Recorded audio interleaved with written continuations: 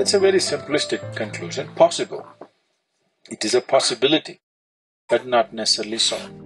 Genius means… the word genius comes from the word genesis, a genu, means creation or creativity or the source of creation.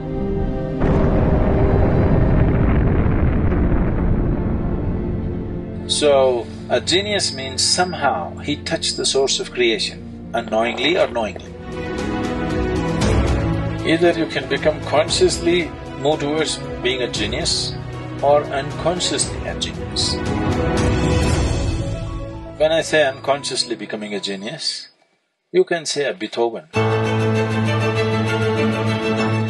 He's an unconscious genius, he doesn't know why he's a musician, but he is deaf of hearing, but still music flows because you don't become a musician because you have a great voice, because you have a great sense of hearing. That's how you become a musician. So somebody who cannot even hear becomes a musician. This is an unconscious genius. Maybe because he could not hear the normal sounds, he paid attention to something else.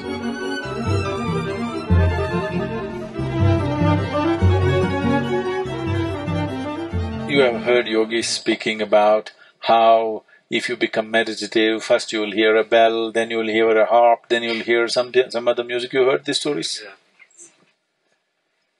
So, because everything was… he's tone deaf, he cannot hear any external sound, maybe he started listening to something else and sounds formed themselves into whatever, became a great musician.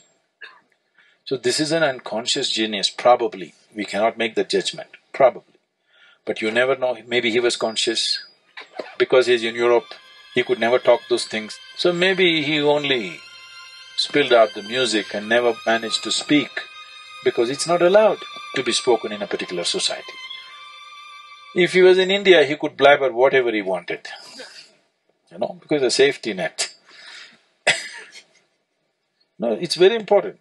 If spiritual dimensions have to really evolve in a society, that freedom should be there. Their crazies will come, loonies will come, but sages will come too. You heard of the mathematician Ramanujan? On his deathbed, he wrote a theorem. There are many others before that. But on his deathbed, he wrote a theorem. After 100 years, only in 2010, I think, they figured it out that this theorem describes the black holes in the universe.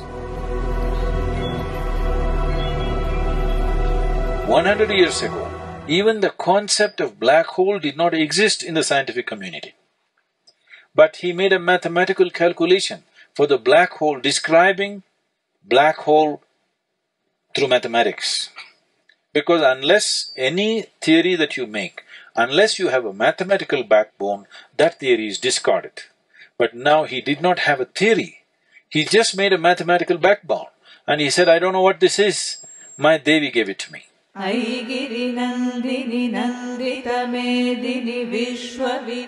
Like in yoga center we have a linga bhairavi, like this sun deity consecrated window into the creation.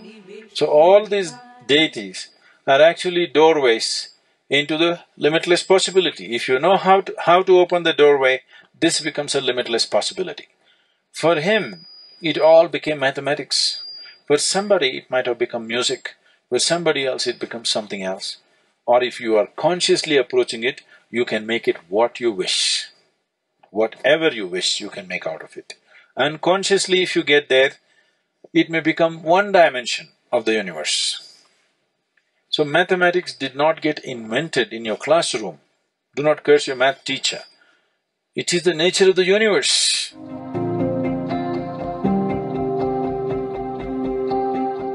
This is the only way the nature of the universe can be translated into human experience, and one of the reasonably efficient ways to do this is mathematics.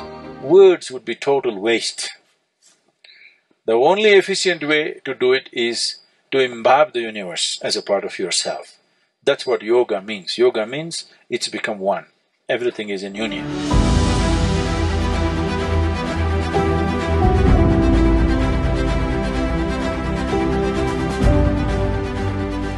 That's the only way you can truly know it.